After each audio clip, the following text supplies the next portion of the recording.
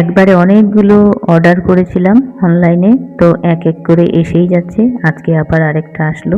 আর এটা আমি কি অর্ডার করেছি একবার আমি খুলে দেখাচ্ছি। এই অনলাইন ব্যাপারটা না, মানে আমরা জানি আমরা একটা জিনিস দেখে অর্ডার করেছি, কিন্তু তবুও মনের মধ্যে সারাক্ষণ চলতে থাকে যে যেই জিনিসটা আমি অর্ডার করেছি, যেই জিনিসটাকে ভেবে আমি অর্ডার করেছি, ঠিক সেই জিনিসটা এসেছে কিনা সেটা জানার জন্য মনটা ব্যাকুল হয়ে থাকে। যতক্ষণ না বক্সটা আমরা খুলছি আর খুলে দেখছি নিজের চোখে, ততক্ষণ কিন্তু এরকমই লাগে।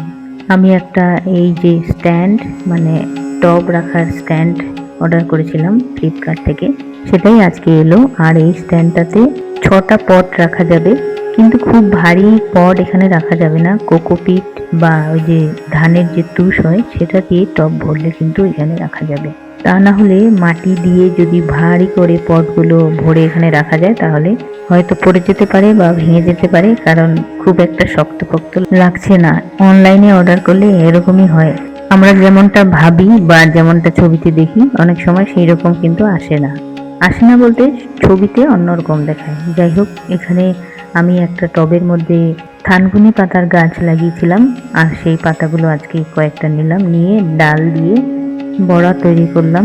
খেতে কিন্তু দারুণ হয়েছে, আর হেলদি তো বটেই।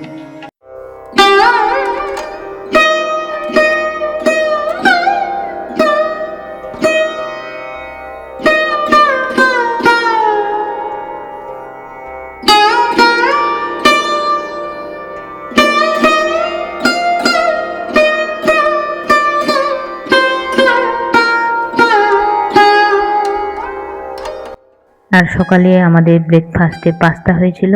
এখন আমি চলে আসলাম এই যে লঙ্কা নিতে। লঙ্কাগুলো কেমন পেকে গেছে, তাই আমি ভাবলাম এগুলো নষ্ট হয়ে যাবে, তাই এগুলো তুলে নিই, আর কাঁচাগুলো রেখে দিলাম। একটা গাছে, এবং এত ছোট ছোট গাছে এত যে লঙ্কা ধরবে আমি ভাবতেও পারিনি।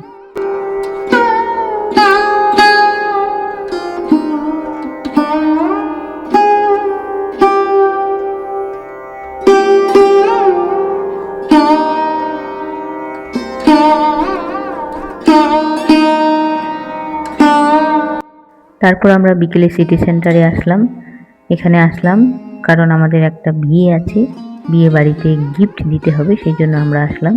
আর আসলাম আমরা স্পেন্সারে। এখানে এসে দেখলাম যে ট্রলি ব্যাগে অনেক ডিসকাউন্ট দিচ্ছে, সেই জন্য আমরা ঠিক করলাম যে এখান থেকে একটা ট্রলি ব্যাগই নিয়ে যাই, এটা কাজেরও জিনিস হবে।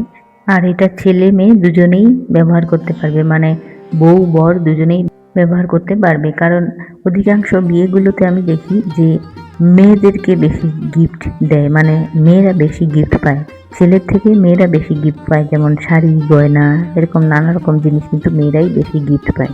তারপর আমরা একটু হাওয়া খেতে, একটু গায়ে ঠান্ডা লাগাতে পাহাড়ের কাছে চলে আসলাম বেড়াতে।